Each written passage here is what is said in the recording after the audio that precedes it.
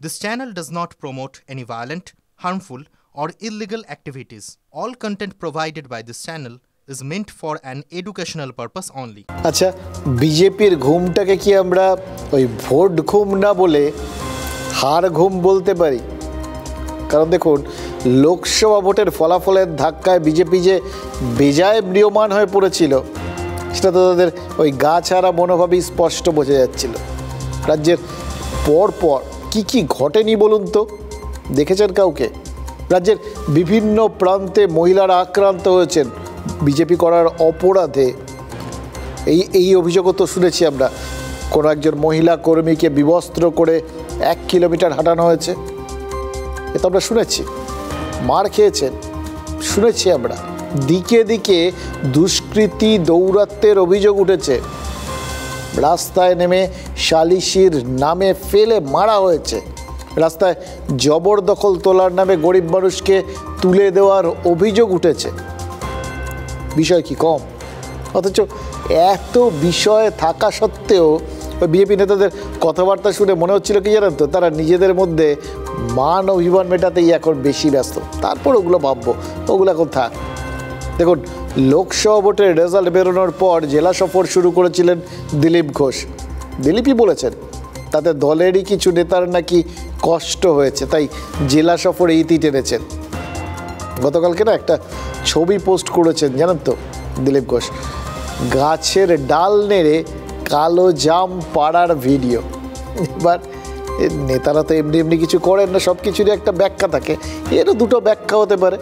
এক, আপাতত রাজনীতি ছেড়ে একদম আপাতমস্তক অবসর জীবন কাটাচ্ছেন দিলীপবাবু, ওই আম জাম পাড়ার মতো অঢেল সময় পাচ্ছেন। আর দুই, মামুলি এই ছবি দিয়েও দিলীপ ঘোষ বুঝিয়ে দিতে চেয়েছেন কোন ডাল নাড়লে কোন ফল পড়বে সেটা তিনিই ভালো জানেন। দেখুন, কারণ যাই হোক, দিলীপ ঘোষের এই জাম পাড়ার ছবি দেখে তৃণমূল নেতারা কিন্তু ভারী খুশি হয়েছেন জানেন তো। তৃণমূলের এক মুখপাত্র দেখলাম কমেন্ট করেছেন, দেখে ভালো লাগছে, যিনি দলকে 77-এ পৌঁছে দিলেন তাকে মালি বানিয়ে দিল বিজেপি। আচ্ছা, কটাক্ষ করার সময় কি এটাও ভুলে যেতে হয়, ভালো মালি মরা বাগানেও কিন্তু ফুল ফোটাতে পারে। কেউ কারো খোঁজই নেয় না, কি চলছে বোঝা যাচ্ছে না। সব কাছে কথা আমাকে জিজ্ঞেস করছে কি করবো, আমি তো কাউ কিছু বলতেই পারছি না। না কেউ দেখা করে, না কেউ কথা শোনে, না কারো কাছে সময় নেই কথা বলার, না উচ্চতর না নিম্নতর। দেখা করছি তাতে কষ্ট, নিজেরও দেখা করবে না, আমি দেখা করলে কষ্ট, কি করা যায়? দিলীপ ঘোষের আক্ষেপ মনে হচ্ছে এইবার মিটতে চলেছে, কারণ এতদিনে সম্ভবত ওই বঙ্গ বিজেপির নেতারা অনুধাবন করেছে কিছু একটা করার দরকার, আর না করলে চলছে না। আর না করলে কি হতে পারে তার হাতের উদাহরণ তো হাতের সামনেই রয়েছে। 2011 সালের পর থেকে এই একই উপসর্গে তো বামেরাও ভুগেছিল, মনে পড়ে? একটু একটু করে বামেদের পায়ের তলার মাটি সরেছে, একের পর এক ধাক্কা, আর সেগুলো সামলাতে না পেরে বাম নেতৃত্ব প্রায় হাল ছেড়ে দিয়েছিলেন, যার ফলে একেবারে তৃণমূল স্তরে গিয়ে তার প্রভাব পড়েছিল, যার চূড়ান্ত প্রতিফলনটা দেখা যায় 2016-র ওই ভোটের ফল বেরোনোর পর। গ্রামে গ্রামে সেই সময় বাম কর্মী সমর্থকরা আক্রান্ত হচ্ছিলেন বলে অভিযোগ উঠছিল। প্রান্তিক কর্মীদের কাছে তখন সবথেকে বড় কী হয়ে দাঁড়িয়েছিল? না, আদর্শ ওই রকম সময় মাথায় থাকে না, তখন সব থেকে বড় হয়ে দাঁড়ায় প্রাণ বাঁচানোর তাগিদ। সেটাই হয়েছিল। বাম কর্মীদের তখন ইজম নিয়ে ভাবার কোনো অবকাশই ছিল না, তার থেকে অনেক বেশি করেছিল এমন কাউকে খুঁজে নেওয়ার তাগিদ যে ওই অসময়ে বাঁচাতে পারে, আশ্রয় দিতে পারে। আর ঠিক এই জায়গাটাতেই কোথাও গিয়ে হয়তো বাম কর্মী সমর্থকদের মনে হয়েছিল বিজেপির মতো বন্ধু আর কে আছে। তার কারণ তো ছিল, এটা তো এমনি এমনি মনে হয়নি। একবার ওই 2019 বা 2021-এর ভোটের আগের সময়টাকে খেয়াল করে দেখুন, সবাই দেখেছেন এ রাজ্যে দিল্লি থেকে ঘন ঘন ফ্লাইট আসছে, প্রধানমন্ত্রী আসছেন, কেন্দ্রীয় স্বরাষ্ট্রমন্ত্রী আসছেন, বিজেপির অন্য কেন্দ্রীয় নেতারা আসছেন।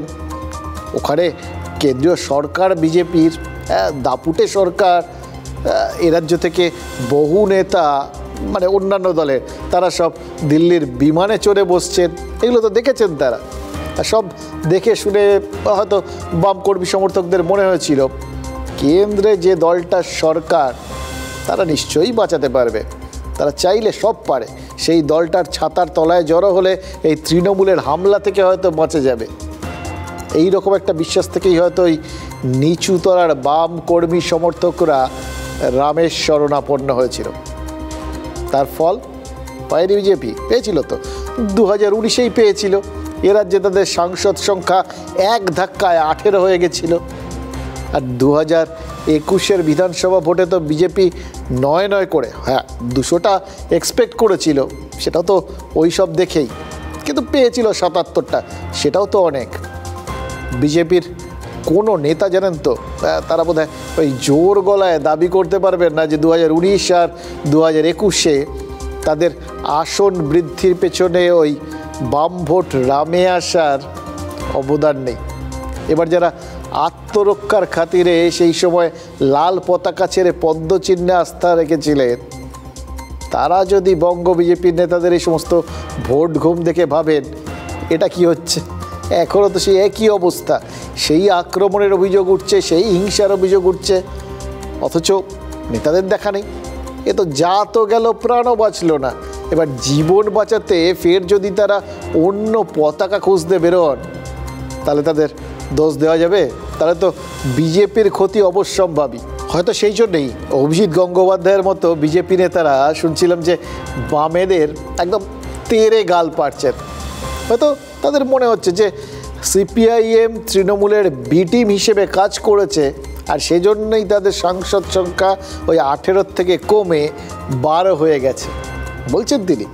এটাও বলছেন যদি এটা না হতো, অর্থাৎ রাম থেকে বাম ভোট না সরতো, তাহলে নাকি এই আসন সংখ্যা ডবল হয়ে যেত।